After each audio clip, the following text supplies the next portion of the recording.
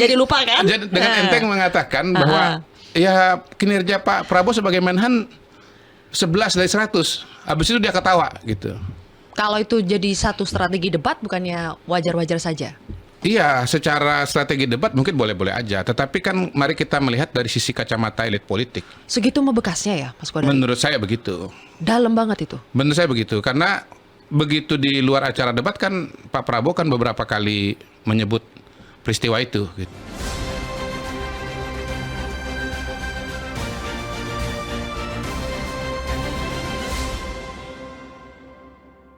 Tapi apakah dari awal prediksi Mas Kodari memang Anies itu akan sulit untuk mendapatkan tiket maju di Pilgub Jakarta?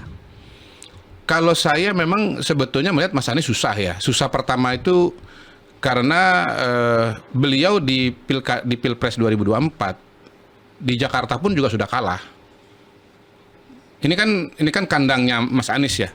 Beliau boleh kalah mungkin di Jawa Tengah, boleh kalah di Jawa Timur, boleh kalah di Jawa Barat, tetapi boleh kalah di tingkat nasional, tapi harusnya nggak kalah di Jakarta karena ini basisnya Mas Anies. Gitu. Jadi itu sebetulnya bagi elit politik suatu indikator bahwa Anies itu tidak kuat-kuat amat gitu loh. Buktinya bisa dikalahkan. Walaupun misalnya ada survei pilkada dia masih nomor 1, tetapi bahwasanya kemudian dia kalah di Pilpres itu juga satu indikator yang bisa dipakai. Dan dalam konteks Pilpres sebelum pencoblosan pada tanggal 14 Februari 2024, awalnya Anies juga unggul, tapi kemudian tren suaranya terus menurun gitu. Nah, yang kedua saya kira dalam Pilpres kemarin ada banyak pihak yang kemudian melihat bahwa Mas Anies itu bukan calon yang calon yang enak atau calon yang nyaman untuk digandeng ke depan. Kenapa tuh, Mas? Saya kira orang melihat perlakuan Mas Anies kepada Pak Prabowo bagaimana pada acara debat yang memberikan skor 11 dari 100 alias 1,1 itu gitu. Mas Anies ini kan didukung oleh Pak Prabowo sebagai calon gubernur Jakarta, dibantu dalam proses kampanye. Bisa jadi calon presiden itu karena ya posisi dia di gubernur Jakarta gitu. Tetapi Mas Anies dengan enteng tanpa tedeng aling-aling, nggak ada Zilvianya ya, tanpa tedeng aling-aling.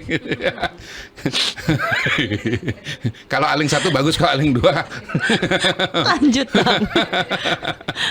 Itu dengan enteng, jadi lupa kan? Dengan enteng mengatakan bahwa ya kinerja Pak Prabowo sebagai Menhan 11 dari 100. Habis itu dia ketawa gitu. Kalau itu jadi satu strategi debat, bukannya wajar-wajar saja? Iya, secara strategi debat mungkin boleh-boleh aja. Tetapi kan mari kita melihat dari sisi kacamata elit politik. Segitu membekasnya ya, Mas Kodari? Menurut saya begitu.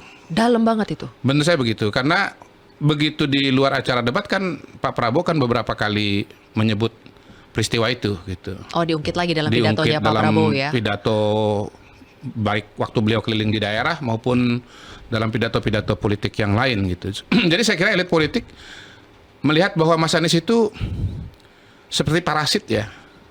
Parasit. Jadi dia nempel pada inangnya, pada induknya, tapi kemudian dan mendapatkan sesuatu dari induknya, tapi kemudian tidak memberikan apa-apa, bahkan memberikan rasa tidak nyaman, rasa ya tidak nyaman ya. Dan mungkin itu juga yang dilihat oleh Bu Mega gitu. Yang membuat notabene sebagian dari pengurus PDI Perjuangan sendiri juga kecelek. Kan peluang Mas Anies di Jakarta itu kan seolah-olah menjadi kuat lewat PDI Perjuangan.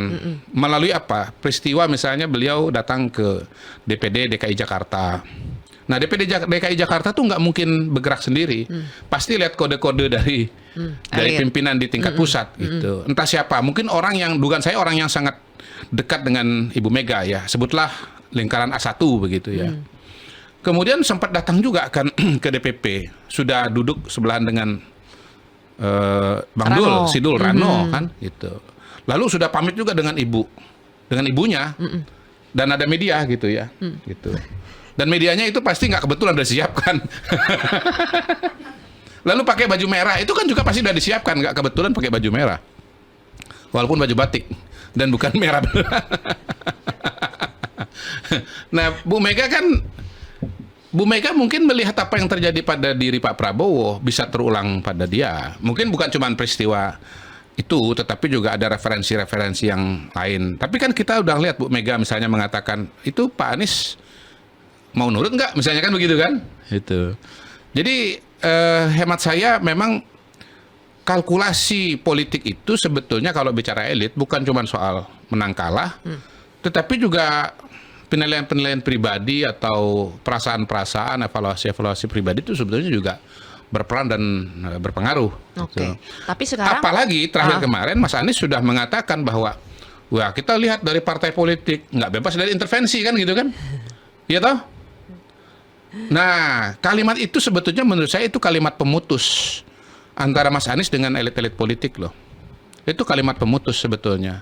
Disadari atau tidak, menurut saya itu kalimat pemutus. Jadi Mas Anies ini memang kalau dia mau maju ya di tahun 2029 sebagai calon presiden, hemat saya itu nggak punya pilihan kecuali maju, kecuali mendirikan partai politik. Tetapi kalau undang-undangnya masih seperti sekarang ini, sebetulnya 2029 pun tertutup bagi Mas Anies.